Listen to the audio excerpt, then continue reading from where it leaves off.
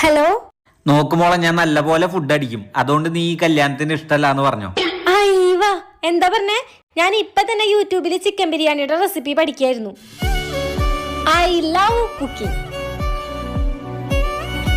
അതൊക്കെ ശരി, പക്ഷെ എനിക്ക് ശമ്പളം തീരെ കുറവാണ്. അതൊന്നും ഒരു പ്രശ്നമല്ല. അല്ലെങ്കിൽ എനിക്ക് ഈ പുരുഷന്മാര് പുറത്തു പോയി ജോലി ചെയ്യുന്നതിനോട് തീരെ താല്പര്യമില്ല. നിങ്ങളെ വീട്ടിലെ റെസ്റ്റ് എടുത്തോ, ഞാൻ ജോലിക്ക് പോകണ്ടല്ലോ.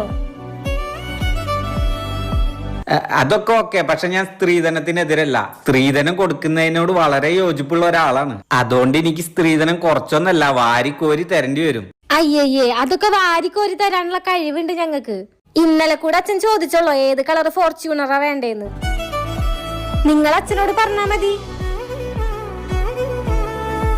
അതൊക്കെ ശരി. എനിക്ക് 3-4 പെണ്ണുങ്ങളായി ചുറ്റിക്കളി ഉണ്ട്. ഓ മൈ ഗോഡ്, അപ്പൊ നമ്മള് രണ്ടുപേരിൽ ഒരാൾക്ക്